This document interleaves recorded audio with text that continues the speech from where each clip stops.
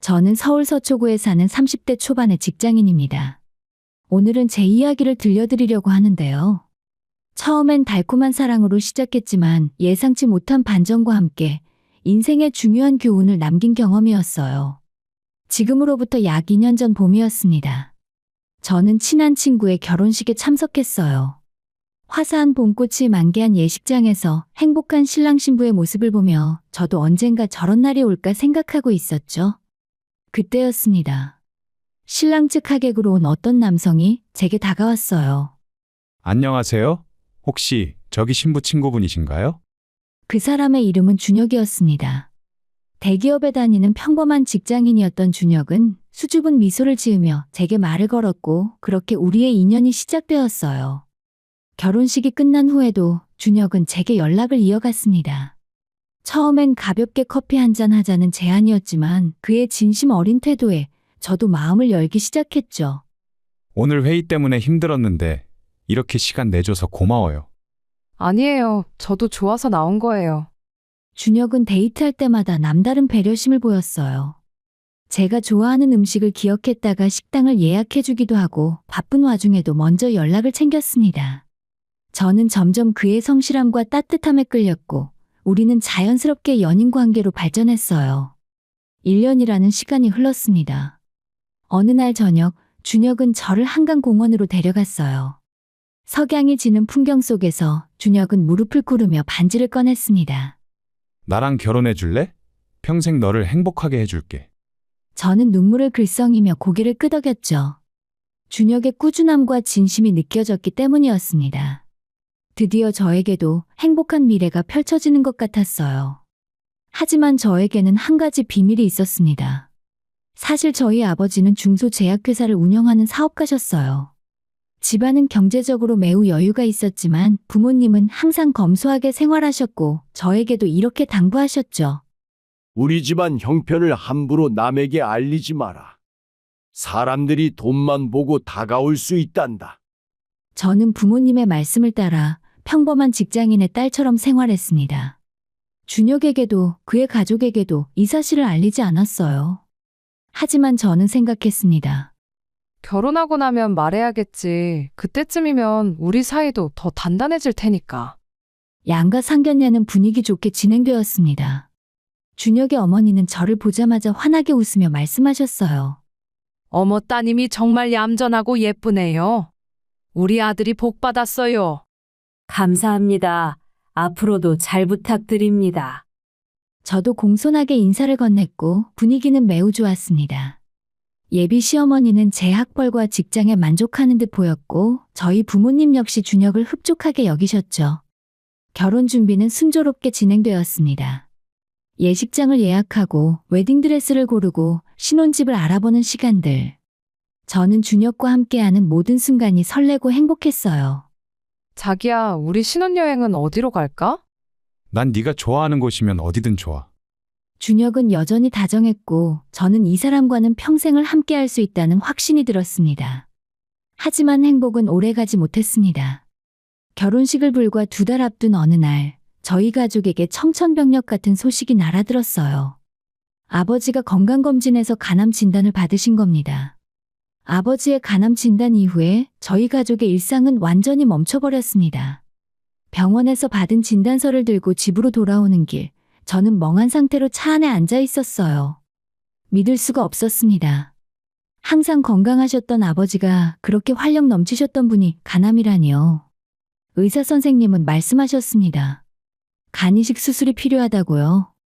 다행히 오빠가 적합한 공여자로 판정을 받았고 수술 날짜를 잡을 수 있었어요. 하지만 수술 전 준비 기간만 해도 최소 2달은 걸린다고 했습니다. 저는 그날 밤 준혁에게 전화를 걸었어요. 떨리는 목소리로 상황을 설명했습니다. 자기야, 미안한데 우리 결혼식을 좀 미뤄야 할 것 같아. 아버지가. 목이 메어서 말을 잇지 못했습니다. 준혁은 잠시 침묵하더니 따뜻한 목소리로 대답했습니다. 괜찮아, 지영아. 장인어른 건강이 먼저지. 그리고 우리 결혼식은 언제든 할 수 있어. 너무 걱정하지 마. 그 순간 저는 정말 고마웠어요. 이 사람과 결혼하길 잘했다는 생각이 들었죠. 하지만 그게 진심이 아니었다는 걸 저는 곧 알게 됩니다. 아버지의 수술 준비가 시작되면서 저는 운영하던 미술학원 업무를 부원장에게 맡기고 병원과 집을 오가며 간병에 전념했습니다. 오빠도 수술을 앞두고 컨디션 관리를 해야 했고 어머니는 아버지 곁을 한시도 떠나지 않으셨어요. 병원에 입원해서 치료를 받는 것과 본격적인 수술비가 상당했지만 저희 집안 형편상 크게 문제가 되지는 않았습니다. 하지만 저는 준혁에게 그 사실을 말하지 않았어요. 여전히 부모님의 당부가 머릿속에 있었거든요. 그런데 일주일쯤 지났을까요? 준혁이 병원으로 문병을 왔을 때였습니다. 그는 아버지 병실 밖에서 저를 불러내더니 조심스럽게 물었어요. 지영아, 혹시 수술비는 어떻게 마련할 거야? 내가 도와줄 수 있는 게 있으면 말해. 아니야, 괜찮아. 부모님 보험도 있고 우리가 알아서 할 수 있어. 그래도 간이식이면 비용이 만만치 않을 텐데. 정말 괜찮은 거야? 준혁의 질문은 점점 구체적으로 변했습니다. 수술비가 정확히 얼마나 드는지, 보험 가입은 언제 했는지, 보험금은 얼마나 나오는지 마치 신문하듯 물어왔어요. 저는 그때 약간 불편함을 느꼈지만 걱정돼서 그러는 거겠지 하고 넘겼습니다. 하지만 더 큰 문제는 준혁의 어머니, 예비 시어머니였습니다. 어느 날 오후 예비 시어머니가 갑자기 병원으로 오셨어요. 문병을 오신 건 좋았는데 분위기가 예전과 달랐습니다. 아버지 병실에 잠깐 들어가셨다가 나오시더니 저를 복도로 불러내셨어요. 지영아, 잠깐 얘기 좀 할까? 네, 어머님. 있잖아. 너희 집안 형편이 어떻게 되는 거야? 그냥 다 솔직히 말해봐. 갑작스러운 질문에 저는 당황했습니다. 네? 그게 무슨... 아니, 있잖아. 아버님이 이렇게 큰 병에 걸리셨는데 수술비며 뭐며 만만치 않을 거 아니야. 수술이 잘 끝나시더라도 다시 일을 하긴 힘드실 거고. 혹시 우리한테 손 벌리려고 그러는 건 아니지? 저는 깜짝 놀라 어머님을 쳐다봤습니다. 그분의 눈빛은 차갑게 식어 있었어요. 어머님, 저희는 그럴 생각 전혀 없습니다. 저희끼리 충분히 감당할 수 있어요. 그래? 그런데 말이야, 요즘 생각해보니까 네가 혼수 준비는 제대로 할 수 있을까 싶어서 말이지. 우리 준혁이가 대기업 다니잖아. 그에 걸맞게 혼수는 제대로 해와야 하는 거 아니겠어? 저는 어이가 없었습니다. 지금 아버지가 중환자실에 계신 상황에서 혼수 얘기를 꺼내시다니요. 그날 이후로 예비 시어머니의 태도는 노골적으로 변했습니다. 며칠 뒤에 남자친구 준혁을 통해 혼수 목록이 전달됐어요. 그 내용을 보고 저는 경악했습니다. 고급 수입산 가전제품 풀세트, 명품 가구, 심지어 외제차까지 요구를 하셨더라고요. 준혁은 미안하다는 듯 말했어요. 지영아, 미안해. 우리 엄마가 좀 그러시네. 근데 너희 집 형편이 어려우면 우리가 좀 조절할 수도 있으니까 솔직히 말해줘. 형편이 어렵다니, 그게 무슨 소리야? 아니, 장인어른이 편찮으시잖아. 수술비도 들고 그러면 당장 여유가 없을 수도 있지 않겠어? 엄마가 그래서 걱정하시는 거야. 저는 그제야 깨달았습니다. 이 사람들이 저희 가족을 어떻게 보고 있는지를요. 그날 밤 저는 혼자 울었습니다. 사랑한다고 했던 사람이, 미래를 약속했던 사람이 결국 저를 조건으로만 본 거였구나 하는 배신감이 밀려왔습니다. 준혁은 제 마음을 사랑한 게 아니었어요. 제가 어떤 집안 출신인지, 얼마나 가져올 수 있는지만 중요했던 거죠. 예비 시어머니는 더 노골적이었고요. 저는 이 결혼은 할 수 없다고 결심했습니다. 하지만 그 전에 한 가지 확인하고 싶었어요. 준혁의 진심을요. 혹시 이 모든 것이 제 오해일 수도 있잖아요. 그래서 며칠 후 저는 준혁을 만나 조용히 물어봤습니다. 나한테 솔직히 말해줘. 만약 우리 집이 정말 형편이 어렵다면 어떻게 할 거야? 준혁은 잠시 뜸을 들이더니 대답했습니다. 그건 좀 생각해봐야 할 것 같아. 현실적인 문제잖아. 그 순간 저는 모든 걸 알았습니다. 준혁의 대답을 듣고 난 뒤 저는 더 이상 망설이지 않았습니다. 다음 날 저는 예비 시어머니와 준혁을 함께 만나자고 했어요. 마지막으로 제대로 된 이야기를 나누고 싶었거든요. 우리는 조용한 카페에서 만났습니다. 예비 시어머니는 여전히 거만한 표정으로 저를 내려다보셨고 준혁은 불편한 듯 시선을 피했어요. 어머님, 준혁 씨, 오늘 제가 드릴 말씀이 있어서 이렇게 자리를 마련했습니다. 준혁 씨라니 왜 갑자기 그렇게 불러? 준혁이 당황스럽다는 듯 물었지만 저는 차분하게 말을 이었습니다. 저는 이 결혼을 할 수 없을 것 같습니다. 순간 테이블 위로 정적이 흘렀어요. 예비 시어머니가 먼저 입을 열었습니다. 뭐, 갑자기 무슨 소리야? 혼수 준비 못할 거면 솔직히 말하지. 왜 이렇게 돌려서 말해? 혼수 문제가 아닙니다. 제가 이 결혼을 할 수 없는 이유는 당신들이 저희 가족을 어떻게 보고 계신지 너무나 명확하게 알게 됐기 때문입니다. 뭐? 지금 나한테 반말하는 거야? 예비 시어머니의 목소리가 높아졌어요. 하지만 저는 흔들리지 않았습니다.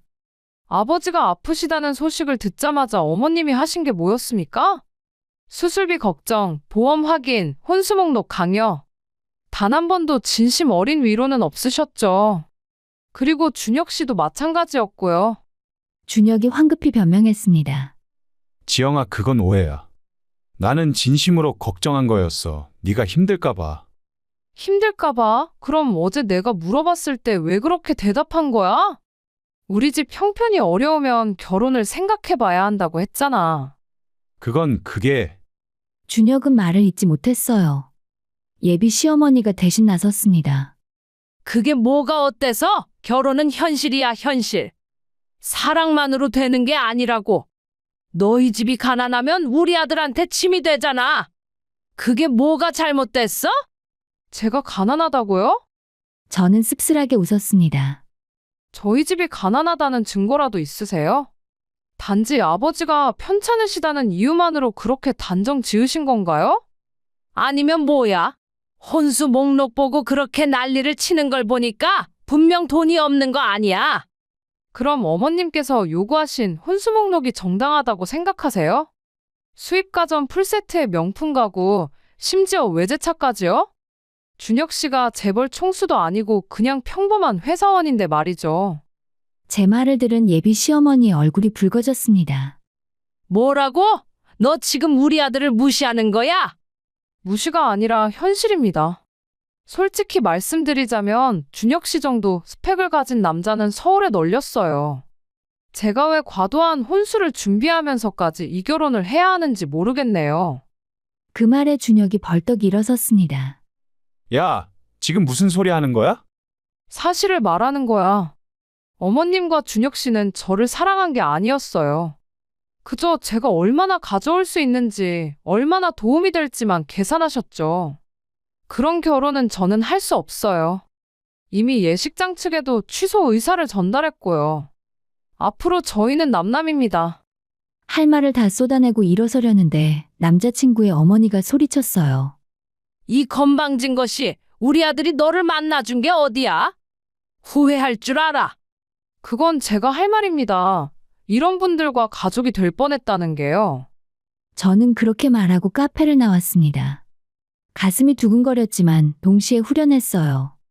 드디어 이 악몽 같은 관계에서 벗어날 수 있다는 안도감이 들었습니다. 하지만 제 예상과 달리 준혁은 쉽게 물러나지 않았습니다. 일주일 뒤에 준혁에게서 장문의 카카오톡 메시지가 왔어요. 지영아, 우리 관계가 이렇게 끝나는 건 너무 아쉽다. 그동안 내가 너한테 얼마나 많은 걸 해줬는데. 생각해보니까 데이트 비용만 해도 상당한데 네가 일방적으로 파혼하는 거니까 그 비용은 돌려받아야 할 것 같아. 계산해보니까 총 500만 원 정도 나오더라. 이번 주 안으로 입금해줘. 저는 어이가 없어서 웃음이 나왔습니다.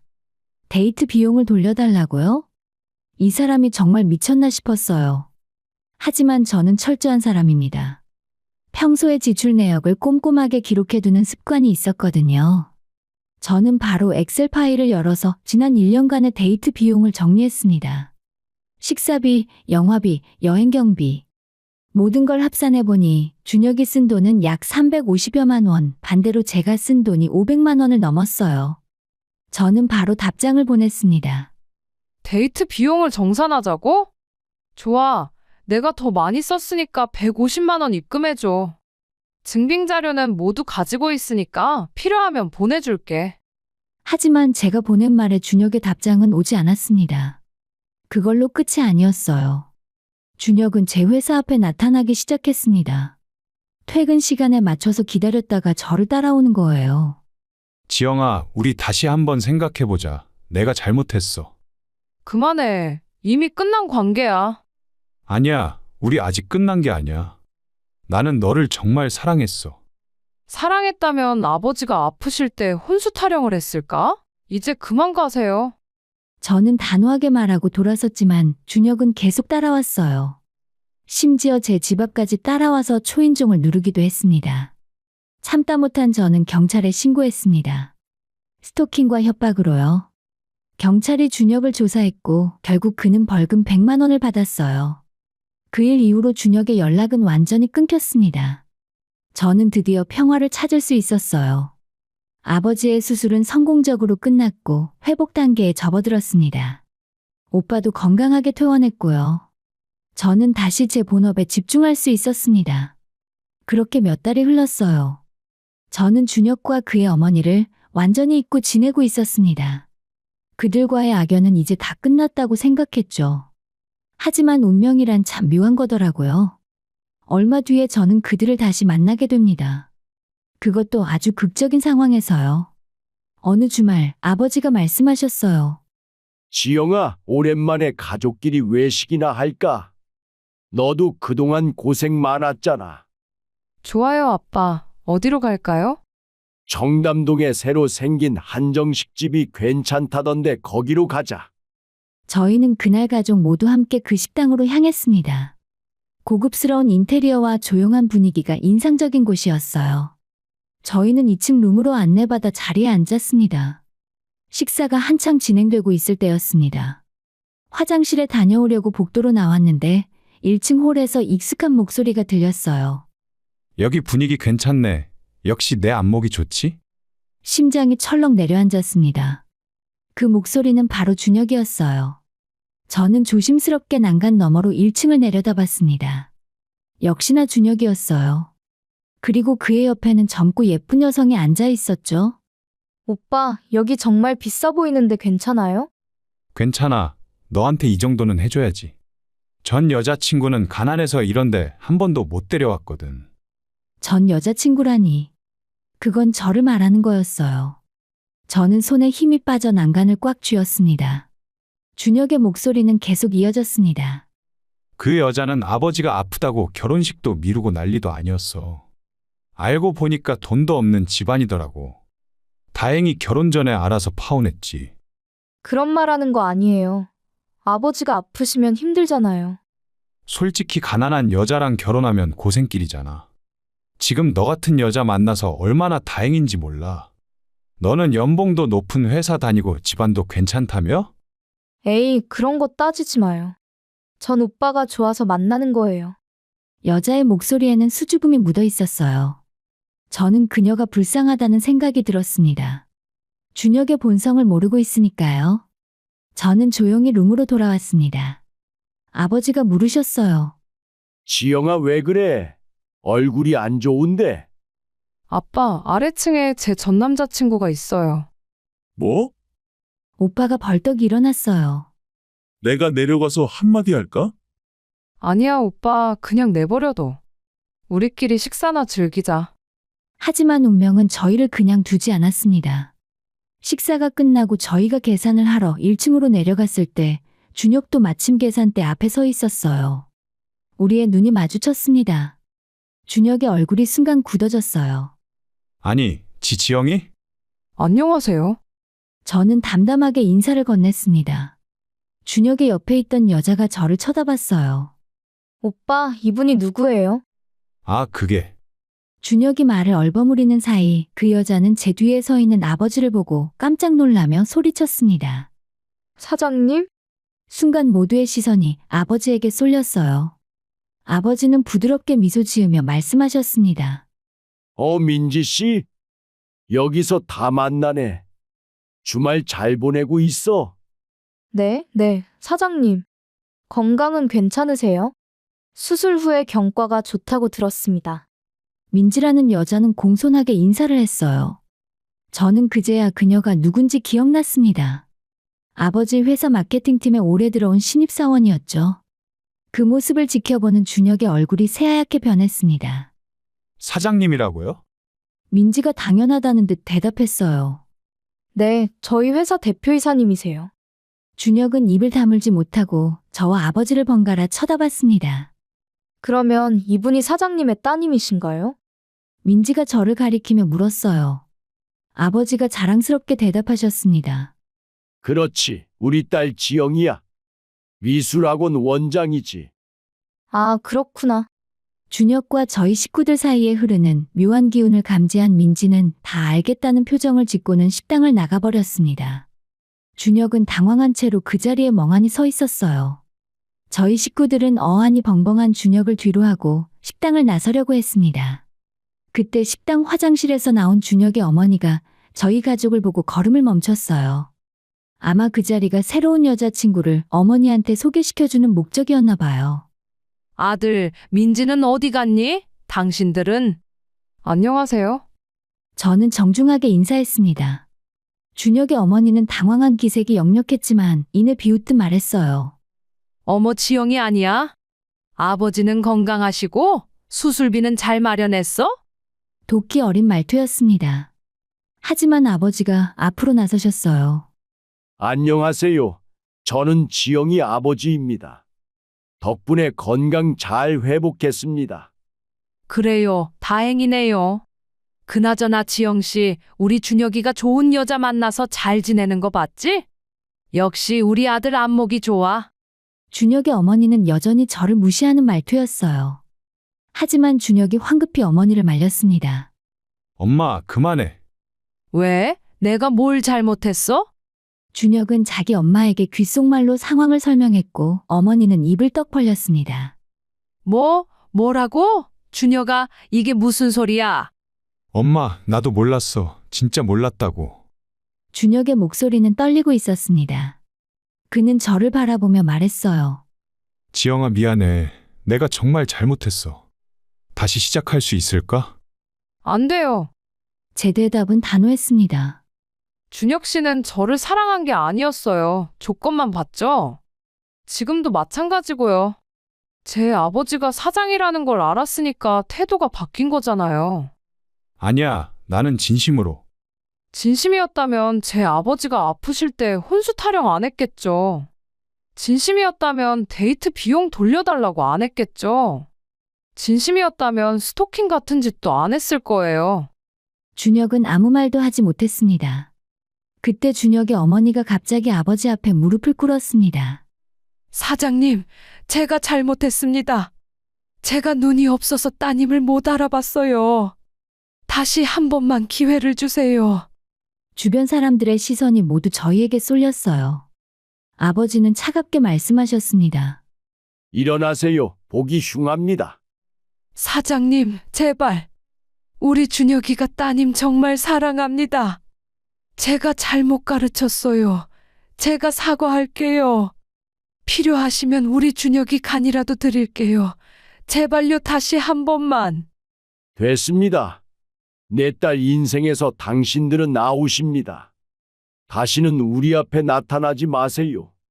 아버지는 그렇게 말씀하시고 저희를 이끌고 식당을 나가셨습니다. 식당 밖에서 저는 뒤를 돌아봤습니다. 준혁은 주저앉아 머리를 감싸 쥐고 있었고 그의 어머니는 울먹이며 아들을 붙잡고 있었어요.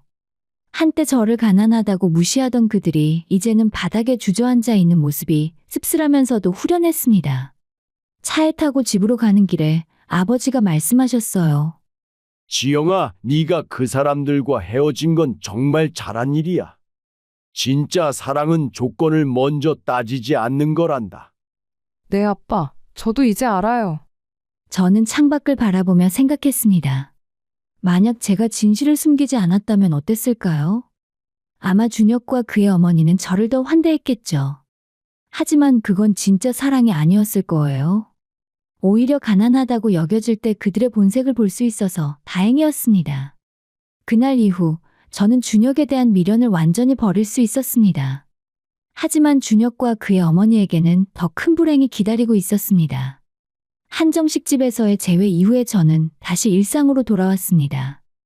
아버지는 꾸준히 회복 중이셨고 저도 미술학원 운영에 집중하며 평온한 나날을 보내고 있었어요. 준혁과의 악연은 완전히 끝났다고 생각했습니다. 하지만 제 예상은 빗나갔어요. 그 일이 있고 일주일쯤 지났을까요?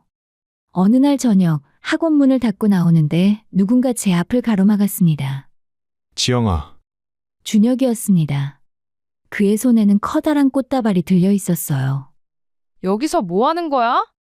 지영아, 제발 한 번만 더 기회를 줘. 내가 정말 잘못했어. 다시 시작하자. 안 된다고 했잖아. 이제 그만해. 저는 그를 피해 가려고 했지만 준혁은 제 앞을 막아섰습니다. 지영아, 나 진심이야. 너를 정말 사랑해. 네 집안이 어떻든 상관없어.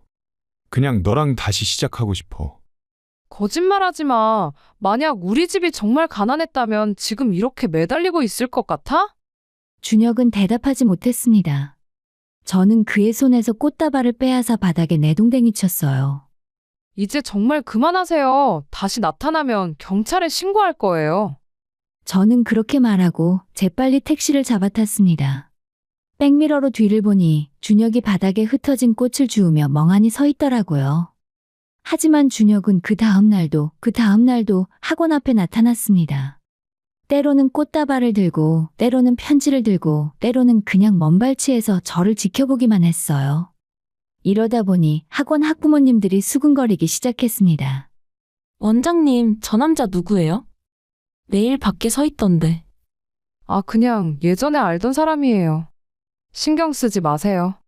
저는 애써 태연한 척했지만 사실 많이 불편했습니다. 준혁의 행동은 점점 집요해졌어요. 어느 날은 제가 거절을 하자 큰 소리로 울부짖기도 했습니다. 지영아, 너 없으면 안 돼. 제발 한 번만 더 기회를 줘. 지나가던 사람들이 저희를 쳐다봤어요. 저는 창피하고 화가 났습니다. 지금 당장 가. 안 그러면 정말 경찰 부를 거야. 불러, 난 상관없어. 너만 다시 돌아온다면. 저는 정말로 112에 전화를 걸었습니다. 경찰이 출동했고 준혁은 경찰관들에게 끌려가듯 그 자리를 떠났어요. 그날 저는 정식으로 스토킹 신고를 했습니다. 이전에도 한 번 신고한 적이 있었기 때문에 이번에는 더 강력한 조치가 취해졌어요. 경찰 조사 과정에서 준혁은 제게 보낸 수십 통의 문자와 부재중 전화네요. 그리고 학원 앞 CCTV에 찍힌 그의 모습들이 모두 증거로 제출되었습니다. 결국 준혁은 스토킹 처벌법 위반으로 벌금 300만 원과 함께 접근 금지 명령을 받았어요. 저로부터 100m 이내로 접근할 수 없다는 법원의 결정이었죠. 그 후로 준혁은 더 이상 나타나지 않았습니다. 저는 드디어 평화를 찾을 수 있었어요. 하지만 몇 달 후에 뜻밖의 소식을 듣게 됩니다. 어느 날 오후 아버지 회사에서 일하는 민지 씨가 저에게 연락을 했어요. 한정식 집에서 만났던 그 신입사원이었죠. 지영 씨 안녕하세요. 저 기억하시죠? 네, 어떻게 연락하셨어요? 저기 혹시 이준혁 씨 소식 들으셨어요? 준혁의 이름을 듣는 순간 제 가슴이 철렁 내려앉았습니다. 아니요, 왜요? 무슨 일 있어요? 사실은 제가 우연히 알게 됐는데요. 이준혁 씨네 집안이 완전히 망했대요. 네? 저는 깜짝 놀라서 되물었습니다. 민지 씨는 조심스럽게 말을 이었어요. 제 친구가 부동산 중개사인데 이준혁 씨 어머니가 몰래 대출을 받아서 지식센터 부동산에 투자했다가 사기를 당했대요. 집도 경매로 넘어갔고 지금은요? 이준혁 씨는 작은 원룸에서 혼자 살고 있고 어머니는 반지하 월세방에서 지내신대요. 생활비도 없어서 파출 일을 한다는 얘기를 들었어요. 저는 말문이 막혔습니다.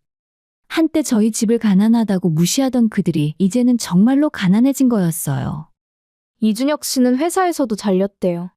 스토킹으로 형사처벌받은 게 알려져서 인사팀에서 권고사직을 받았다고 하더라고요. 저는 복잡한 심경이 들었습니다. 미안하다기보다는 참 인과응보라는 생각이 들었어요. 민지 씨는 어떻게 그렇게 자세히 아세요? 사실 이준혁 씨가 며칠 전에 저한테 연락했어요. 돈 좀 빌려달라고요. 네? 저는 당연히 거절했죠. 그리고 그때 상황을 물어봤더니 다 털어놓더라고요. 지영 씨한테 미안하다는 말도 전해달라고 했어요. 저는 한숨을 쉬었습니다. 미안하다는 말은 필요 없어요. 그냥 이제 저희끼리 잘 살면 되는 거죠. 맞아요. 그래도 알려드리는 게 맞을 것 같아서 연락드렸어요. 알려주셔서 감사해요, 민지 씨. 전화를 끊고 나서 저는 한동안 멍하니 앉아 있었습니다. 며칠 후에 저는 친오빠와 함께 집 근처 카페에서 차를 마시고 있었어요. 오빠에게 준혁네 집안의 근황을 얘기했더니 오빠는 씁쓸하게 웃으며 말했습니다. 인과응보네. 남을 무시하고 돈만 밝히던 사람들이 결국 이렇게 되는구나. 그러게 사실 좀 안 됐다는 생각도 들어. 안 됐긴 뭐가 안 돼? 걔네가 너한테 한 짓 생각해봐. 아빠 아프실 때 혼수 타령하고 돈 없다고 무시하고 스토킹까지 했잖아. 오빠 말이 맞았어요. 저는 그들에게 미안해할 이유가 없었습니다. 그날 밤 집으로 돌아와서 저는 아버지와 이야기를 나눴어요. 아빠, 준혁이네 집안이 망했대요. 그래, 어떻게? 저는 민지 씨에게 들은 이야기를 아버지께 전했습니다. 아버지는 고개를 끄덕이시며 말씀하셨어요. 가엾기는 하지만 자업자득이구나. 남을 무시하고 돈만 쫓다가 결국 이렇게 된 거야. 아버지 말씀이 맞았어요. 저는 더 이상 준혁과 그의 어머니에 대해 생각하지 않기로 했습니다. 그로부터 몇 달이 지났습니다. 그동안 참 많은 일들이 있었어요. 아버지의 병, 준혁과의 파혼, 그들의 몰락. 돌이켜보면 힘들었지만 동시에 제 인생에서 가장 중요한 교훈을 얻은 시간이기도 했습니다. 지금 저는 미술학원 2번째 지점을 성공적으로 운영하고 있어요. 첫 번째 학원은 부원장님께 맡기고 저는 새로운 지점의 커리큘럼 개발과 강사 교육에 집중하고 있습니다. 무엇보다 가장 큰 변화는 가족과 보내는 시간이 늘어났다는 거예요. 아버지의 병을 겪으면서 깨달았습니다. 가족과 함께하는 시간이 얼마나 소중한지를요. 아버지는 수술 후에 완전히 건강을 회복하셨어요. 정기 검진 때마다 의사 선생님께서 깜짝 놀라실 정도로 경과가 좋았습니다. 정말 모범 환자세요. 이 정도면 완치라고 봐도 무방합니다. 의사 선생님의 말씀을 듣고 저희 가족은 모두 눈물을 흘렸어요. 그토록 두렵고 힘들었던 시간이 지나고 아버지가 다시 건강해지셨다는 게 믿기지 않았거든요. 아버지는 그 일을 계기로 인생의 우선순위를 바꾸셨습니다. 회사 경영은 전문 경영인에게 맡기시고 이사회 의장으로만 계시기로 하신 거예요. 이제는 너희 엄마랑 하고 싶은 거 다 하면서 살고 싶구나. 인생이 얼마나 짧은지 뼈저리게 느꼈어. 아버지의 말씀을 들으며 저는 뭉클했습니다. 평생을 회사 일에만 매진하셨던 아버지가 이제는 자신과 가족을 위한 시간을 갖기로 하신 거였으니까요. 요즘 부모님은 제2의 신혼을 보내고 계세요. 주말마다 여행을 다니시고 평일에는 함께 등산도 하시고 문화센터에서 도자기 만들기 수업도 듣고 계십니다. 지난주에는 어머니가 만드신 도자기 접시를 자랑스럽게 보여주셨어요. 지영아, 이거 봐. 엄마가 만든 거야. 어때? 와, 엄마 정말 예쁘다. 재능 있으시네요. 그치? 네 아빠도 하나 만들었는데 그건 좀 삐뚤삐뚤하더라. 옆에서 아버지가 웃으시며 말씀하셨어요. 나도 처음이라 그런 거야. 다음엔 더 잘 만들 거야. 부모님이 장난치듯 티격태격하시는 모습을 보니 마음이 따뜻해졌습니다. 이런 평범한 행복이 얼마나 소중한지 이제는 알게 됐어요. 오빠도 좋은 소식이 있었습니다. 1년 전부터 사귀던 여자친구와 결혼을 결심했다고 해요. 지영아, 다음 달에 양가 상견례 할 거야. 너도 꼭 와야 해. 당연하지, 오빠. 축하해. 오빠의 예비 신부는 초등학교 선생님이었어요. 조용하고 차분한 성격에 아이들을 정말 사랑하는 분이었죠. 무엇보다 오빠를 바라보는 그녀의 눈빛에서 진심이 느껴졌어요. 상견례 날에 저는 오빠 옆에 앉아서 그의 손을 꼭 잡아줬습니다. 오빠 정말 좋은 사람 만났네. 행복하게 살아. 그래, 지영아. 너도 곧 좋은 사람 만날 거야. 조급해하지 마. 오빠의 말에 저는 미소 지었어요. 사실 저는 요즘 연애에 대한 생각이 별로 없었거든요. 준혁과의 일로 마음의 상처를 받기도 했지만 무엇보다 지금 제 삶이 충분히 행복했으니까요. 어느 일요일 오후 저희 가족은 모두 모여 집에서 식사를 했어요. 어머니가 정성껏 차린 음식을 먹으며 이런저런 이야기를 나눴습니다. 식사 후에 아버지와 단둘이 차를 마시며 이야기를 나눴어요. 지영아, 준혁이라는 친구, 그 일은 이제 괜찮아?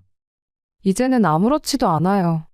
오히려 그때 헤어진 게 정말 잘한 일이라고 생각해요. 그래, 그게 다행이다. 너도 알겠지만 진짜 사랑은 조건을 보는 게 아니야. 함께 힘들 때 옆에서 버팀목이 되어주고 서로를 아껴주는 거란다. 네, 이제 잘 알아요. 준혁이와 그 어머니는 우리를 조건으로만 봤어. 돈이 있다고 생각하면 극진히 대하고 없다고 생각하면 무시하고. 그런 사람들과는 어떤 관계도 오래 갈 수 없단다. 아버지의 말씀은 깊은 울림을 주었습니다. 아빠, 제가 처음부터 우리 집 형편을 말했다면 어땠을까요? 준혁과 그의 어머니는 저를 더 잘 대해줬겠죠? 그렇겠지. 하지만 그건 진짜 너를 대한 게 아니야. 네 뒤에 있는 돈을 대한 거지. 네가 가난하다고 여겨질 때 그들의 본심을 볼 수 있어서 나는 오히려 다행이었어. 맞아요. 만약 결혼했다면 더 큰 불행이었을 거예요. 그리고 며칠이 지나서 학원에서 아이들을 가르치던 중이었어요. 어떤 학부모님이 찾아오셨습니다. 원장님, 저희 아이가 요즘 미술을 정말 좋아해요. 집에서도 계속 그림을 그려요. 원장님 덕분이에요. 아니에요. 민준이가 원래 재능이 있었어요. 제가 조금만 방향을 잡아준 것뿐이에요. 원장님, 혹시 실례지만 결혼은 안 하셨어요? 갑작스러운 질문에 저는 잠시 당황했지만 곧 미소 지으며 대답했습니다. 아직이에요. 좋은 인연이 오면 하겠죠. 저희 남동생이 있는데 소개해드려도 될까요? 성격도 좋고 직업도 괜찮아요. 감사하지만 괜찮아요. 지금 제가 하는 일이 좋아서 굳이 서두를 필요를 못 느끼거든요. 학부모님은 이해한다는 듯 웃으며 돌아가셨어요. 사실이었어요. 저는 지금 충분히 행복했습니다. 사랑하는 가족이 있고 보람 있는 일이 있고 제 자신을 존중할 수 있는 삶을 살고 있으니까요. 저녁 무렵 집으로 돌아가는 길에 우연히 공원을 지나가게 됐습니다. 벤치에 앉아서 석양을 바라보며 생각에 잠겼습니다. 준혁은 지금 어디서 뭘 하고 있을까? 잠깐 그런 생각이 들었지만 곧 고개를 저었어요. 더 이상 그에 대해 생각할 이유가 없었으니까요. 그날 밤에 가족들과 함께 거실에 모여서 TV를 봤어요. 특별한 일은 아니었지만 그저 사랑하는 가족들과 함께 있다는 것만으로도 행복했습니다. 이것이 진짜 행복이구나 하고 생각했어요. 화려하지 않아도 특별하지 않아도 사랑하는 사람들과 함께하는 평범한 순간들이요. 준혁과 그의 어머니는 화려한 것만 쫓다가 이 소중함을 놓쳤습니다. 그리고 그 대가를 혹독하게 치렀죠. 하지만 저는 달랐어요. 저는 진짜 중요한 것이 무엇인지 알고 있었고 그것을 지켜냈습니다. 사람을 만날 때 그 사람의 외적인 조건만 보면 안 된다고 생각해요. 학벌과 직장, 재산과 외모, 그런 것들은 언제든 변할 수 있어요. 진짜 중요한 건 그 사람의 마음입니다. 당신이 힘들 때 곁에 있어줄 수 있는 사람인지, 당신을 진심으로 아끼는 사람인지를요. 그리고 여러분도 그런 사람이 되어주세요.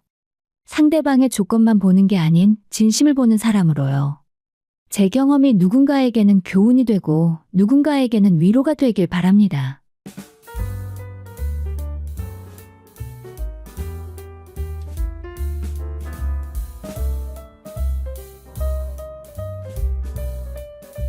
제가 31살이 되던 해 친구의 소개로 전 남자친구를 만나게 되었습니다.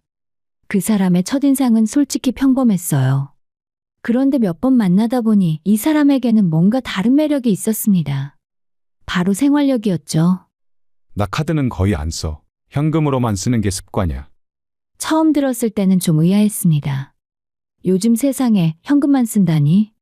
하지만 그는 자신의 소비 패턴을 아주 철저하게 관리하는 사람이었어요.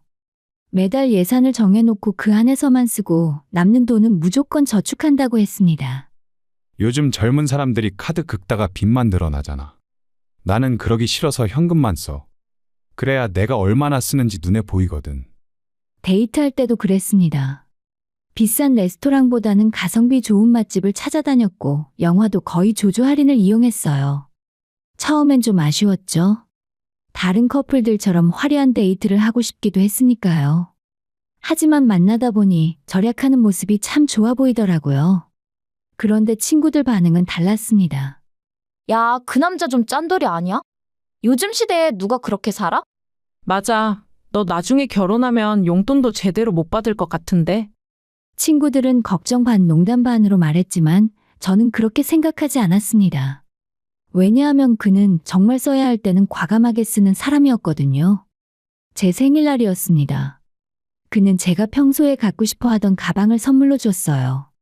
가격이 만만치 않은 명품이었죠. 어떻게 이런 걸. 너 갖고 싶어 하는 거 알았어. 내 용돈 몇 달 모았지. 순간 가슴이 뭉클했습니다. 평소에 그렇게 아끼고 절약하면서도 저를 위해서는 이렇게 준비를 해준 거잖아요. 그때 확신했습니다. 이 사람은 인색한 게 아니라 계획적이고 목표가 분명한 사람이라고요. 사실 나 지금 결혼 자금 모으고 있거든. 우리 나중에 결혼하면 부모님께 손 안 벌리고 우리 힘으로 집 장만하고 싶어. 그의 말을 들으며 저는 더욱 마음이 갔습니다. 가족을 위해 미래를 준비하는 남자. 요즘 같은 세상에 이런 사람이 어디 있나 싶었어요. 주변에서는 부모님 돈으로 집 사고 결혼 자금 받는 게 당연한데 이 사람은 자기 힘으로 다 하겠다는 거잖아요. 너무 무리하는 거 아니야? 우리 집에서도 어느 정도 도와줄 수 있는데. 아니야. 나는 온전히 내 힘으로 하고 싶어. 그래야 나중에 당당하잖아. 그의 눈빛은 진지했습니다. 책임감 있고 자립심 강한 남자. 저는 점점 그에게 끌렸습니다. 교제 기간 동안 우리는 큰 싸움 한 번 없이 지냈어요. 물론 가끔 제가 좀 더 낭만적인 데이트를 원할 때도 있었지만 그는 항상 다른 방식으로 저를 배려해줬습니다. 집에서 요리해서 소풍 가기, 야경 명소 찾아다니기, 무료 전시회나 공연 관람하기. 돈을 많이 안 써도 충분히 행복할 수 있다는 걸 그와 함께하며 배웠죠. 부모님께 그를 소개했을 때도 반응이 좋았습니다. 착하고 알뜰한 청년이네. 요즘 애들은 펑펑 쓰기만 하는데. 엄마는 그를 마음에 들어 하셨어요. 아빠도 끄덕이며 흐뭇해 하셨고요. 그의 부모님도 저를 따뜻하게 맞아주셨습니다. 양가 부모님 모두 우리 결혼을 축복해 주셨죠. 교제한 지 2년이 되던 해에 그가 프로포즈를 했습니다. 그렇게 우리는 결혼을 약속했어요. 주변 사람들도 축하해줬고 모두가 부러워하는 커플이었어요. 저도 정말 행복했습니다. 이 사람과 평생을 함께하겠구나 그렇게 생각했죠. 그때까지만 해도 저는 몰랐습니다. 그의 절약 정신 뒤에 숨겨진 진짜 모습을 말이죠. 그가 정말 소중히 여기는 게 무엇인지, 그리고 그런 절약이 누구를 위한 것이었는지를요. 결혼 준비는 순조롭게 진행되었습니다. 아니, 그렇게 보였습니다. 폭풍전야의 고요함이었던 거죠. 곧 모든 게 무너질 줄도 모른 채 저는 행복한 신부가 될 준비를 하고 있었습니다. 양가 상견례는 화기애애하게 끝났습니다. 두 집안 모두 우리 결혼을 진심으로 축하해 주셨고 본격적인 결혼 준비가 시작되었어요. 자기야, 우리 예산 한번 정리해보자. 그는 노트북을 펴고 엑셀 파일을 열었습니다. 거기에는 결혼 비용 항목이 세세하게 나열되어 있었어요. 예단과 예물, 스드메, 신혼집 계약금, 가구와 가전. 하나하나 보다 보니 머리가 아찔했습니다. 와, 생각보다 돈이 많이 드네. 그러니까 그래서 우리 최대한 아껴야 해. 내가 모은 돈이랑 네가 모은 돈 합치면 이 정도고 부족한 건 어느 정도 대출받아야 할 것 같아. 저희는 각자 몇 년간 모은 돈을 합쳤습니다. 그래도 서울에 신혼집을 마련하기에는 턱없이 부족했어요. 결국 대출을 받기로 했죠. 대출 이자도 만만치 않을 텐데. 그래도 어쩔 수 없지. 우리가 갚아나가면 돼. 신혼집 계약은 생각보다 힘들었습니다. 우리 예산으로 살 수 있는 곳은 많지 않았거든요. 그래도 다행히 역세권에 괜찮은 투룸을 찾았고 넓진 않았지만 신혼집으로는 충분했습니다. 계약금을 치르고 나니 남은 돈이 얼마 없었어요. 그때 그가 말했습니다. 자기야, 우리 가구는 중고로 사자. 응? 중고? 요즘 중고장터 보면 멀쩡한 가구들 엄청 많아. 새 거 사는 것보다 훨씬 저렴하고. 솔직히 좀 당황스러웠습니다. 신혼집인데 가구를 중고로 채운다고요? 다른 친구들은 다 새 가구로 장만하는 것 같아서 씁쓸했어요. 하지만 그의 말도 일리가 있었어요. 실제로 중고장터를 검색해보니 정말 상태 좋은 가구들이 반값도 안 되는 가격에 나와 있더라고요. 그래도 침대는 새 걸로 사자. 그건 좀. 당연하지. 침대랑 매트리스는 새 거 사고 소파도 새로 살게. 그런데 옷장이나 식탁 서랍장 같은 건 중고도 괜찮잖아. 저는 고민 끝에 동의했습니다. 어차피 돈이 넉넉하지 않은데 실속을 챙기는 것도 나쁘지 않다고 생각했어요. 다음 주말부터 우리는 가전 매장과 가구점을 돌아다니기 시작했습니다. 이 냉장고 어때? 용량도 크고 에너지 효율도 좋네. 좋은데 가격이 좀. 이것 좀 봐. 여기 인터넷 최저가보다 30만 원 정도 더 싸. 그는 모든 제품을 현장에서 보고 집에 가서 인터넷으로 최저가를 찾았어요. 그렇게 냉장고, 세탁기, TV, 에어컨을 주문했습니다. 모두 온라인 최저가였죠. 자기야, 진짜 꼼꼼하다. 나 혼자였으면 그냥 샀을 텐데. 이것도 다 우리 돈이잖아. 10만 원이라도 아끼면 그게 다 우리 살림에 보태지는 거야. 그의 말은 맞았습니다. 저도 점점 그의 방식에 익숙해졌어요.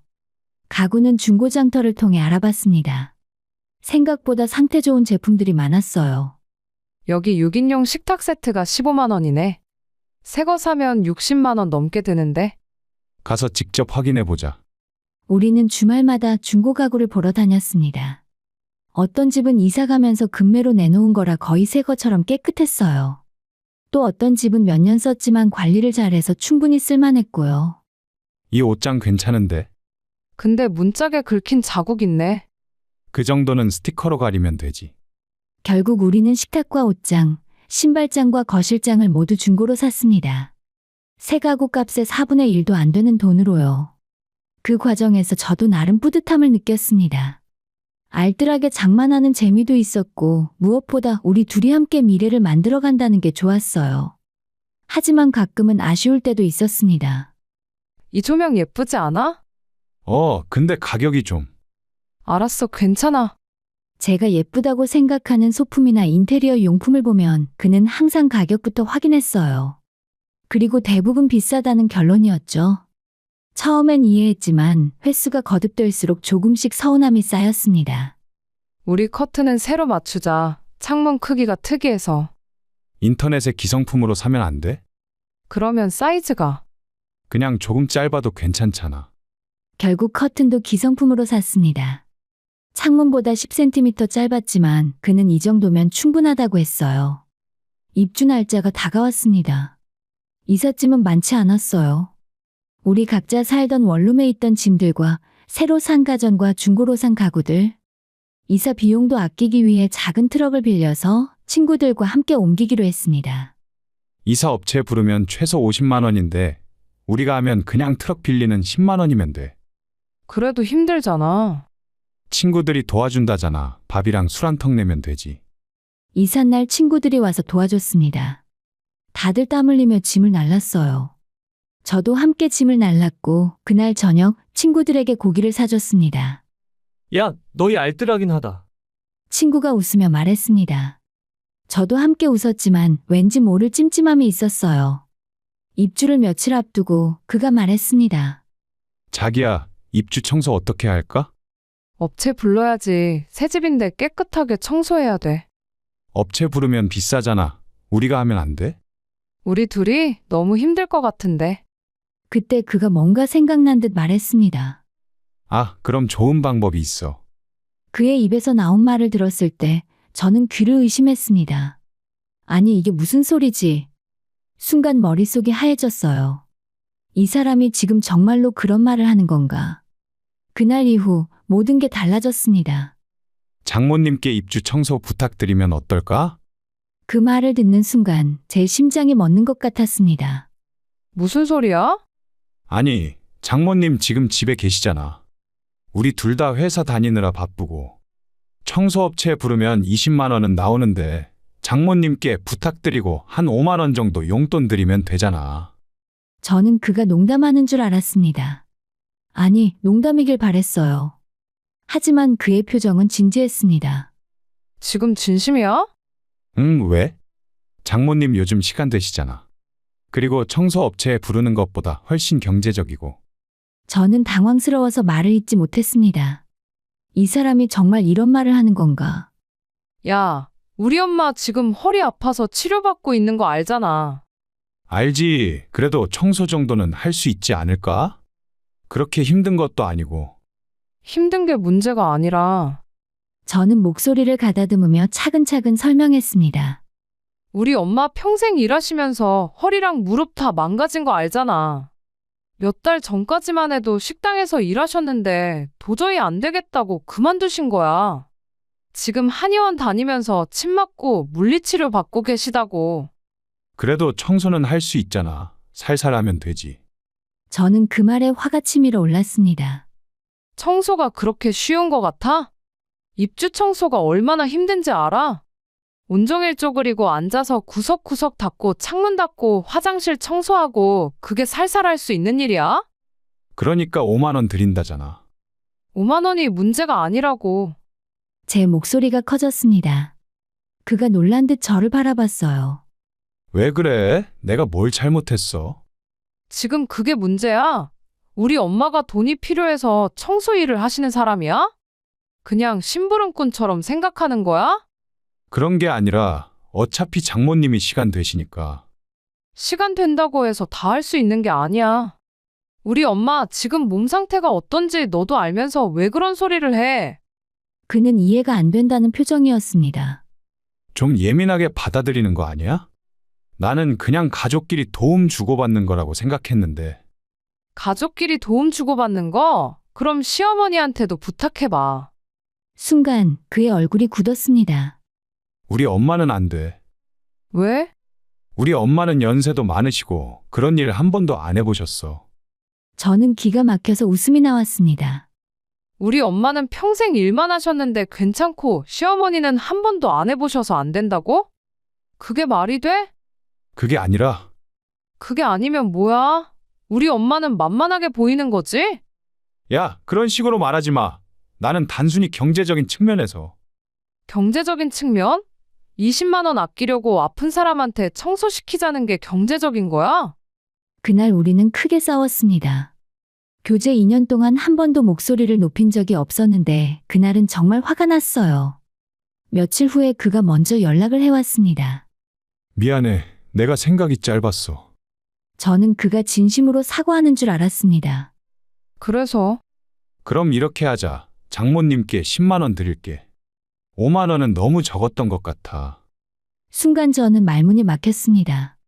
이 사람은 아직도 문제가 뭔지 모르고 있었어요. 야, 너 진짜 모르는 거야? 뭐를? 이게 돈 문제가 아니라고. 10만 원을 주든 100만 원을 주든 그게 중요한 게 아니야. 그럼 뭐가 문제인데? 우리 엄마를 존중하지 않는 네 태도가 문제라고. 아픈 사람한테 힘든 일을 시키려는 게 문제라고. 나는 그냥 도움 요청한 건데. 도움이 아니라 이용이지. 너는 우리 엄마가 집에 있고 돈도 아낄 겸 해서 시키려는 거잖아. 진짜 도움을 부탁하는 거였으면 우리 엄마 상태부터 먼저 생각했어야지. 그는 한참을 말이 없었습니다. 자기야, 나는 정말 그런 의도가 아니었어. 그냥 우리가 돈이 빠듯하니까. 돈이 빠듯하면 우리 둘이 하면 되잖아. 왜 우리 엄마를 끌어들여? 우리는 시간이 없잖아. 시간 없으면 업체 불러. 그게 정상이야. 20만 원이잖아. 20만 원 아끼려고 장모 부려먹는 사람이 어딨어? 그 말에 그의 얼굴이 붉어졌습니다. 부려먹는다는 표현은 좀. 그럼 뭐야? 5만 원 주고 하루 종일 청소시키는 게 부려먹는 게 아니면 뭐야? 우리는 또다시 평행선을 달렸습니다. 그는 끝까지 자신이 뭘 잘못했는지 이해하지 못했어요. 집에 돌아와서 저는 한참을 생각했습니다. 그때 엄마가 병원에서 물리치료받고 오시는 소리가 들렸어요. 아이고 허리야. 허리를 붙잡고 있는 엄마를 보니 제 눈에서 눈물이 흘렀습니다. 엄마는 평생 저를 위해 힘든 일을 마다하지 않으셨어요. 식당에서 청소일로 온갖 일을 다 하시면서 저를 키우셨죠. 그러다가 몸이 망가진 거예요. 허리 디스크와 무릎 연골 손상. 의사 선생님은 더 이상 무리하면 안 된다고 하셨어요. 그런 엄마를 5만 원에, 아니 크게 인심 써서 10만 원에 입주 청소를 시키자는 남자와 결혼을 한다고요? 그날 밤 저는 결심했습니다. 이 결혼 다시 생각해봐야겠다고. 아니, 어쩌면 깨져야 할지도 모른다고요. 결혼은 두 사람만의 문제가 아니라 두 가족의 만남입니다. 그런데 이 사람은 제 가족을, 제 엄마를 어떻게 생각하는 걸까요? 그날 이후 저는 그를 보는 눈이 완전히 달라졌습니다. 며칠간 연락을 주고받지 않았습니다. 그가 먼저 카톡을 보냈어요. 만나서 얘기 좀 하자. 저도 정리가 필요했기에 만나기로 했습니다. 우리는 조용한 카페에 마주 앉았어요. 자기야, 내가 며칠 동안 생각 많이 했어. 내가 좀 배려가 부족했던 것 같아. 그의 말에 조금 기대를 했습니다. 이제야 깨달은 건가 싶었어요. 그래서 그래서 말인데 장모님께는 청소 부탁 안 할게. 대신 우리 둘이 주말에 같이 청소하자. 업체 안 불러도 될 것 같아.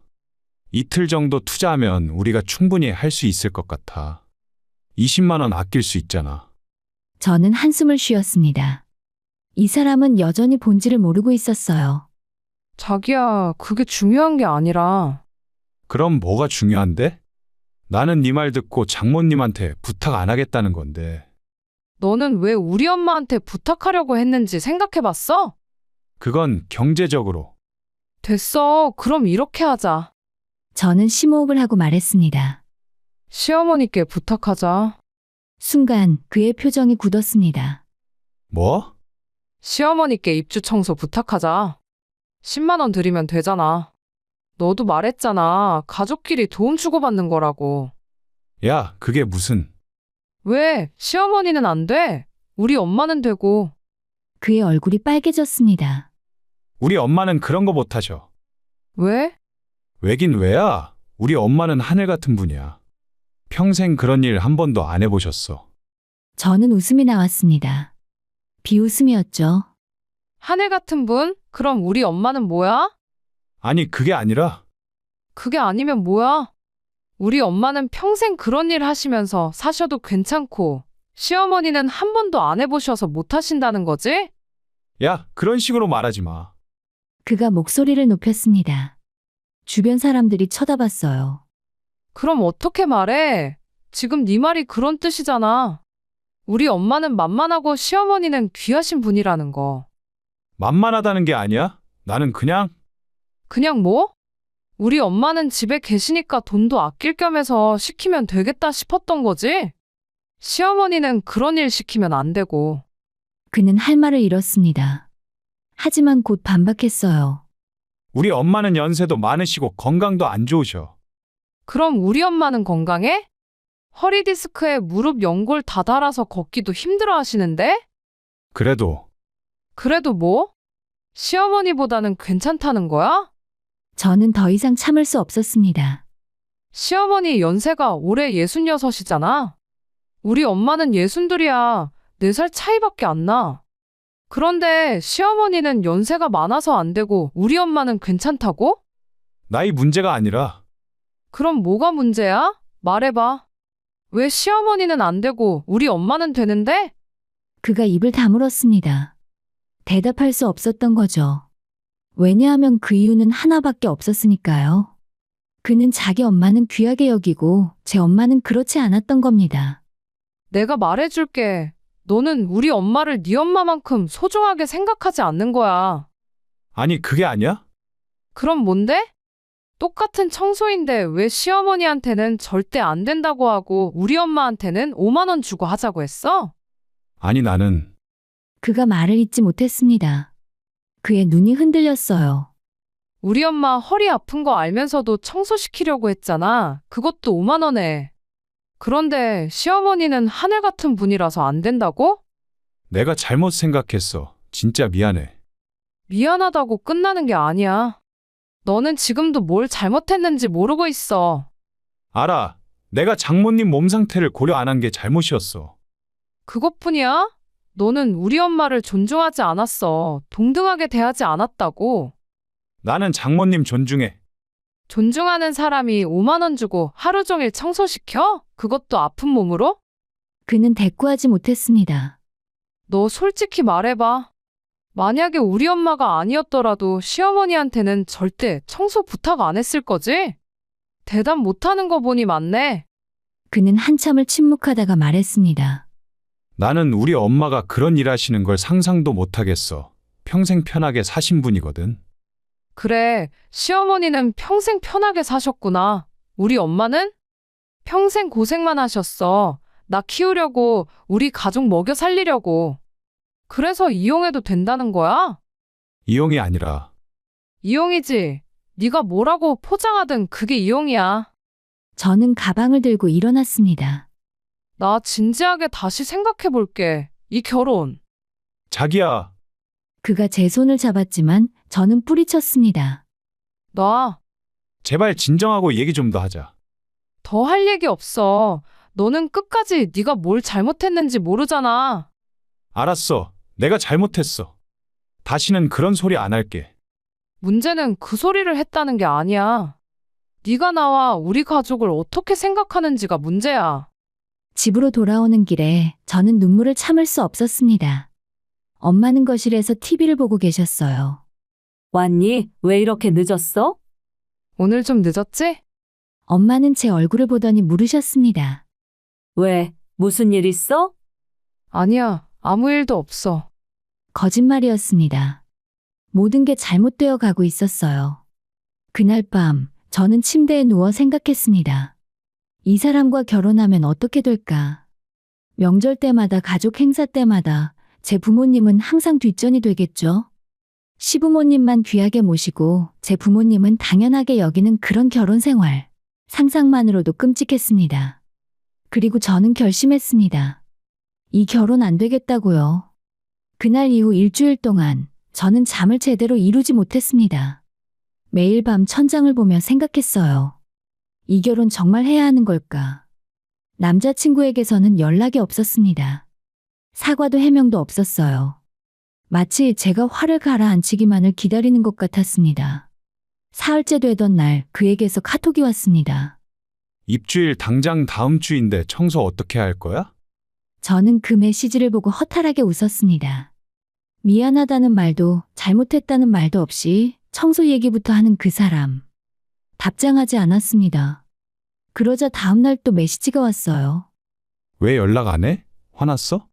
나는 어쩔 수 없으면 청소업체 불러야 된다고 생각하는데 네 생각은 어때? 저는 스마트폰을 내려놓았습니다. 이 사람과 더 이상 대화하고 싶지 않았어요. 엄마가 제 방문을 두드렸습니다. 밥 먹어야지. 며칠째 제대로 안 먹잖아. 조금 이따 먹을게. 무슨 일 있니? 신랑한테서 연락 없어? 엄마는 제 옆에 앉으셨습니다. 말해봐. 대체 무슨 일이야? 저는 더 이상 숨길 수 없었습니다. 엄마께 전부 말씀드렸어요. 입주 청소 얘기와 5만 원 얘기, 그리고 시어머니는 하늘 같은 분이라고 한 그 말까지요. 엄마는 한참을 말이 없으셨습니다. 그러다가 조용히 말씀하셨어요. 그 사람 너를 진짜로 사랑하는 게 맞니? 모르겠어요, 엄마. 사랑하는 사람 엄마를 그렇게 대할 수 있을까? 아프다는 걸 알면서도? 엄마의 눈에 눈물이 고였습니다. 엄마는 괜찮아. 사실 청소 정도야 할 수 있지. 근데 그게 문제가 아니잖아. 그 사람 마음이 문제지. 그런 마음으로 네가 결혼해서 행복할 수 있을 것 같니? 그 사람이랑. 저는 대답하지 못했습니다. 솔직히 확신이 없었어요. 엄마는 네가 행복했으면 좋겠어. 결혼이 꼭 필요한 건 아니야. 억지로 할 필요 없어. 엄마의 말씀을 듣고 나니 마음이 더 무거워졌습니다. 저는 그에게 주말에 만나자고 연락했습니다. 결정을 내려야 했어요. 우리는 공원 벤치에 앉았습니다. 날씨는 좋았지만 제 마음은 무거웠어요. 뭐 얘기할 거 있어? 그가 먼저 물었습니다. 여전히 미안하다는 말은 없었어요. 우리 결혼 다시 생각해보면 안 될까? 무슨 소리야? 나 진지하게 고민했어. 우리가 결혼해서 잘 살 수 있을까? 그의 얼굴이 굳었습니다. 너 지금 파혼하자는 거야? 그런 것 같아. 순간 침묵이 흘렀습니다. 그러다가 그가 말했어요. 청소 문제 때문에? 그거 하나 때문에 결혼을 취소하겠다고? 청소 문제가 아니야. 네가 나와 우리 가족을 어떻게 생각하는지가 문제지. 나는 너 사랑해. 그리고 장인어른 장모님도 존경해. 말로만 존경한다고 하면 뭐해? 행동은 정반대잖아. 그가 인상을 찌푸렸습니다. 야, 나 지금까지 너한테 얼마나 잘해줬는데. 데이트 비용도 내가 다 냈고 생일 선물도 챙겨줬고. 그래, 고마워. 근데 그게 다야? 뭐가 더 필요한데? 존중과 배려, 그리고 진심. 그는 코웃음을 쳤습니다. 진심이 없으면 2년 동안 사귀고 결혼까지 약속했겠어? 너한테 결혼은 뭐야? 사랑? 아니면 효율적인 선택? 무슨 소리야? 너는 결혼을 거래처럼 생각하는 것 같아. 얼마 투자했고 얼마 이익인지 계산하는 것처럼. 그의 얼굴이 빨개졌습니다. 말도 안 되는 소리 하지 마. 나는 진심으로 너랑 결혼하고 싶었어. 과거형이네. 지금도 그래. 나는 아니야. 미안하지만. 저는 일어섰습니다. 그가 제 손목을 잡았어요. 야, 지금까지 들어간 돈이 얼만데. 신혼집 계약금에 가구에 가전에 이거 다 어떻게 하려고. 그 순간 저는 확신했습니다. 제 결정이 옳았다고요. 돈 얘기부터 하는 거 봐. 역시 너한테는 돈이 제일 중요한 거네. 당연하지. 지금까지 들어간 돈이 몇 천만 원인데. 그럼 반반 나눠. 계약금 손해는 반반 부담하고 가구 가전도 네가 가져가든지 팔든지 해. 그게 말이 돼? 네가 파혼하자고 해놓고? 내가 파혼하자고 한 이유가 뭔데? 네가 먼저 문제를 만들었잖아. 청소 하나 가지고. 청소가 아니라고 했잖아. 주변 사람들이 쳐다봤습니다. 저는 목소리를 낮추고 차분하게 말했어요. 우리 여기서 끝내자. 나는 너랑 결혼 못하겠어. 지금까지 사귄 시간이 2년이야, 2년? 그 인연이 아깝긴 해. 근데 앞으로 평생을 후회하면서 사는 것보다는 낫겠지. 그가 말문이 막혔습니다. 법적으로 문제없게 정리할게. 변호사 통해서 위약금이랑 손해배상 정리하자. 손해배상? 네가 나한테 줘야지. 그건 변호사가 판단할 거야. 나는 할 만큼 했어. 저는 돌아서서 걸어갔습니다. 그가 뒤에서 뭐라고 소리쳤지만 듣지 않았어요. 집으로 돌아오는 길에 제 눈에서 눈물이 흘렀습니다. 슬픔보다는 해방감이었어요. 잘못된 선택을 바로잡은 안도감 말이죠. 엄마가 현관에서 저를 맞아주셨습니다. 끝났니? 엄마, 다 끝났어. 엄마가 저를 안아주셨어요. 한참을 그렇게 있었습니다. 잘했어. 우리 딸 잘했어. 엄마, 미안해. 이상한 사람이랑 결혼하려고 해서. 아니야, 결혼 전에 안 게 다행이지. 결혼하고 나서 알았으면 더 힘들었을 거야. 그날 밤 저는 오랜만에 푹 잤습니다. 무거운 짐을 내려놓은 것처럼 마음이 가벼워졌어요. 다음 날 변호사를 만났습니다. 상황을 설명하자 변호사는 고개를 끄덕였어요. 파혼 사유가 명확하네요. 상대방의 부당한 요구와 가족 모독. 이 경우 위약금은 상대방이 부담해야 합니다. 정말요? 네, 판례상 파혼의 책임이 누구에게 있는지가 중요한데 이 케이스는 명백히 상대방 잘못입니다. 그 말을 듣고 안심이 되었습니다. 변호사가 그에게 내용 증명을 보냈습니다. 파혼 통보와 함께 위약금 및 손해배상 책임이 그에게 있다는 내용이었죠. 며칠 후에 그에게서 전화가 왔습니다. 야, 이게 뭐야? 내가 위약금을 내라고? 변호사님이 법적으로 검토한 거야. 불만 있으면 너도 변호사 선임해. 미친, 입주 청소 하나 가지고 이렇게까지 할 거야? 청소가 아니라고 몇 번을 말해야 알아듣겠어? 저는 전화를 끊었습니다.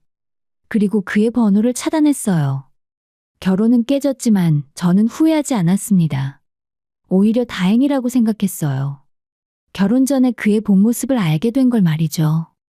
돌다리도 두드려보고 건너야 한다는 말이 있습니다. 저는 두드려봤고 그 다리가 부실하다는 걸 알았어요. 그리고 건너지 않기로 결정했습니다. 현명한 선택이었다고 지금도 믿습니다. 파혼 통보 후 며칠은 평온했습니다. 그가 받아들인 줄 알았어요. 하지만 착각이었습니다. 그날 밤 10시쯤 집 초인종이 울렸습니다. 누구세요? 인터폰 너머로 그의 목소리가 들렸어요. 나야, 문 좀 열어줘. 목소리가 이상했습니다. 술을 많이 마신 것 같았어요. 왜 온 거야? 할 얘기 없는데. 할 얘기 많아. 문 열어. 엄마가 걱정스러운 얼굴로 물으셨습니다. 누구야? 전 남자친구요. 뭐? 이 밤중에? 소리를 듣고 아빠도 거실로 나오셨습니다. 무슨 일이야? 아빠 괜찮아요. 제가 처리할게요. 저는 인터폰을 통해 말했습니다. 돌아가. 내일 통화하자. 안 돼. 지금 당장 얘기해야 해. 그가 소리를 질렀습니다. 이웃집에서도 불이 켜졌어요. 그는 계속 초인종을 눌렀습니다. 경비실에 연락하려는 순간 엄마가 제 손을 잡으셨어요. 내가 나가서 얘기할게. 엄마 위험해요. 괜찮아. 엄마가 할 말이 있어. 엄마와 아빠가 함께 현관 밖으로 나갔고 저도 따라갔어요. 현관문을 열자 그가 서 있었습니다. 얼굴이 붉고 술 냄새가 진동했어요. 대체 내가 뭘 잘못했어? 입주 청소 하나 가지고 이렇게까지 할 거야? 취했으니까 집에 가. 안 가. 네가 대답해 줄 때까지 안 가. 엄마가 앞으로 나서셨습니다. 내가 그 입주 청소 당사자니까 내가 얘기할게. 아, 장모님? 그가 잠시 주춤했습니다. 내 딸이 왜 결혼을 안 한다고 했는지 알아? 그게 제가 청소를. 청소 때문이 아니야. 네가 우리 딸을, 우리 가족을 어떻게 생각하는지 알았으니까. 엄마의 목소리는 차가웠습니다. 나는 허리도 아프고 무릎도 아파. 그거 너도 알지? 네, 그건. 알면서도 5만 원 주고 하루 종일 청소시키려고 했지. 그것도 너희 신혼집을. 죄송합니다. 제가 생각이 짧았습니다. 생각이 짧은 게 아니야. 마음이 없었던 거지. 우리 딸한테도 우리 가족한테도. 그가 말문이 막혔습니다. 자네 어머니한테는 절대 그런 부탁 안 했을 거잖아? 아니, 그건. 왜 대답을 못해? 사실이니까 그렇지. 엄마의 말씀에 그는 고개를 숙였습니다. 내 딸이 자네랑 결혼했으면 평생 차별받으며 살았을 거야.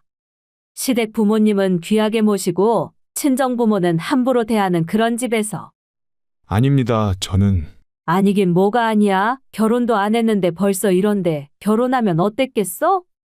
아빠도 말씀하셨습니다. 우리 딸 데려가지 마. 당신 같은 사람한테 줄 수 없어. 내 딸 평생 고생만 할 게 뻔해. 돈 아낀다고 효율적이라고 하면서 내 딸한테만 희생 강요할 거잖아. 그는 할 말을 잃었습니다. 저도 입을 열었습니다. 우리 끝났어. 더 이상 찾아오지 마. 그제야 그는 포기한 듯 돌아섰습니다. 비틀거리며 걸어가는 뒷모습이 초라해 보였어요. 집으로 돌아온 후에 엄마가 제 손을 잡으셨습니다. 엄마 멋있었지? 엄마가 지켜줄게. 엄마 고마워. 그날 밤 세 식구가 거실에 둘러앉았습니다. 아빠가 말씀하셨어요. 잘 끊었다. 그런 사람이랑 평생 살 뻔했네. 저도 다행이라고 생각해요. 돈은 다시 벌면 돼. 근데 잘못된 결혼은 돌이키기 힘들어. 엄마도 고개를 끄덕이셨습니다. 며칠 후에 그에게서 카톡이 왔습니다. 위약금이랑 손해배상 청구할 거야. 나 변호사 선임했어. 저도 변호사님께 보여드렸습니다. 그냥 겁주는 거예요. 실제로 소송하면 이기기 힘들다는 거 본인도 알 거예요. 그럼 어떻게 하죠? 무시하세요. 만약 정말 소송하면 그때 대응하면 됩니다. 증거는 충분하니까요. 일주일 후에 그에게서 또 연락이 왔습니다. 소송 취하할게. 대신 가전제품이랑 가구는 내가 가져갈 거야. 그래, 가져가. 계약금 손해는 반반? 변호사님이랑 상의해서 연락할게. 결국 계약금 손해는 7대3으로 그가 더 많이 부담하기로 했습니다. 파혼의 주된 책임이 그에게 있다는 법률 자문 결과였어요. 그렇게 모든 게 정리되었습니다. 신혼집 계약은 취소했고 가전제품과 가구는 그가 가져갔어요. 저는 제 집만 챙겨서 집으로 돌아왔습니다. 손해는 있었습니다. 저도 몇백만 원이 날아갔죠. 하지만 전혀 아깝지 않았어요. 몇 달이 지났습니다. 시간이 지날수록 확신이 들었습니다. 제 선택이 옳았다고요. 만약 그와 결혼했다면 어땠을까요? 명절마다 시댁만 찾아가고 친정은 뒷전에 기념일은 시어머니만 챙기고 친정엄마는 나 몰라라. 집안일은 제 몫인데 돈 관리는 남편 마음대로. 그런 삶을 살았겠죠. 상상만으로도 끔찍했습니다. 제 부모님을 존중하지 않는 사람과 어떻게 평생을 함께할 수 있겠어요. 지금 저는 혼자지만 행복합니다. 잘못된 결혼보다 혼자 사는 게 100배 낫다는 걸 알았으니까요. 언젠가 좋은 사람을 만나게 되겠죠. 저와 제 가족을 진심으로 존중해주는 사람을요. 그때까지는 저 자신을 더 사랑하며 살 겁니다. 이 이야기를 듣는 분들께 전하고 싶습니다. 결혼은 서두를 필요가 없습니다. 상대방을 제대로 알고 나서 해도 늦지 않아요. 겉모습이 아니라 본모습을 보세요. 평소가 아니라 위기 상황에서의 태도를 보세요. 그리고 조금이라도 의심이 들면 멈추세요. 직감은 대부분 맞으니까요. 저는 제 직감을 믿었고 후회하지 않습니다. 이 선택이 제 인생 최고의 결정이었다고 지금도 확신합니다.